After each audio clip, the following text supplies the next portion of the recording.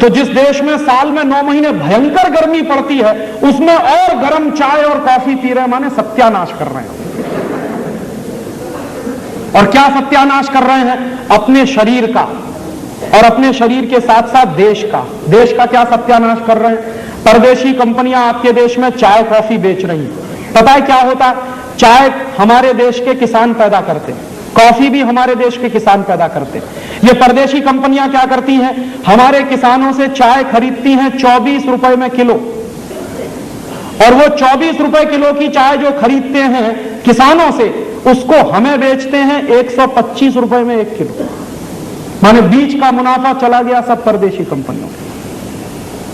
क्या होता है? हर साल ये कंपनियां हमारे देश में 70 करोड़ किलोग्राम के आसपास चाय कॉफी बेचते हैं और हजारों करोड़ रुपया कमा के ले जाते हैं। आपको मालूम है, हम एक साल में जितनी चाय कॉफी पी लेते हैं, उतने में हमारे देश का 5,600 करोड़ रुपया विदेशी कंपनियों के हाथ में चला जाता है। तो सवेरे ही सवेरे हिंदुस्तान के खून पसीने की कमाई का 5,600 करोड़ परदेशी कंपनियों के हाथ में हम दे देते हैं, फिर कहते हैं भारत माता की जय। कहां से भारत माता जिंदा रहने वाली है? तो मैं आपसे निवेदन करने आया कि ये चाय कॉफी की अंग्रेजियत छोड़िए। तो आप पूछेंगे क्या पिए? हिंदुस्तानी बनिए, गाय का दूध पीजिए। गाय के दूध से बढ़िया दूसरी कोई चीज नहीं है पीने के लिए। तो आप पूछेंगे क्यों? अगर आप 5,600 करोड़ रुपए की चाय कॉफी पी रहे हैं, इतने ही पैसे का अगर गाय का दूध बिकना शुरू हो जाए इस देश में, तो कम से कम 1 करोड़ गाय पालनी पड़ेगी। और 1 करोड़ गाय अगर पालनी पड़ेगी तो 25 लाख गोपालक चाहिए, क्योंकि 4 गाय एक आदमी देख सकता। तो 25 लाख गोपालक अगर चाहिए तो 25 लाख लोगों को रोजगार मिल सकता है, उतने ही पैसे में जितने में हम चाय कॉफी पीकर हिंदुस्तान की बर्बादी कर रहे हैं।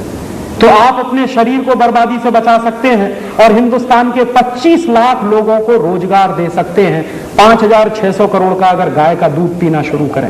और एक दूसरी बात कि अगर 1 करोड़ गाय हम पालें और उसमें से इतना दूध पैदा हो, तो हर गाय 1 साल के अंदर खड़े खड़े 25,000 रुपए का ऑर्गेनिक फर्टिलाइजर पैदा करती है।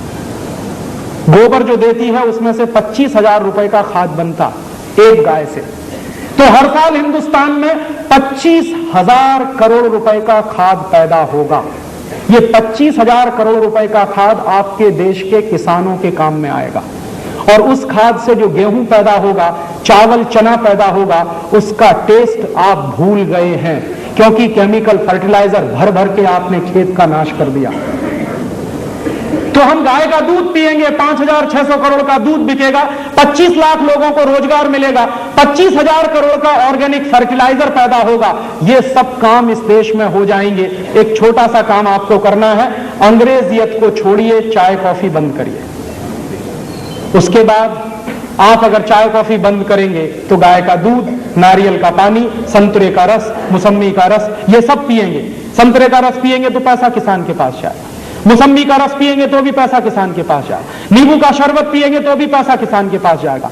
माने चाय कॉफी छोड़कर आप कुछ भी पिएंगे भारतीय व्यवस्था का, तो पैसा देश का देश में ही रहेगा और हमारे ही किसान के पास जाएगा। ऐसे में आपसे एक दूसरी छोटी सी निवेदन करना चाहता हूं कि हमारे घरों में अंग्रेजियत की टूथपेस्ट आती है, Colgate, Closeup, Cibaca, Forhans, Gleem, Glow, ढेर सारे टूथपेस्ट, और टूथपेस्ट करने के लिए टूथब्रश भी।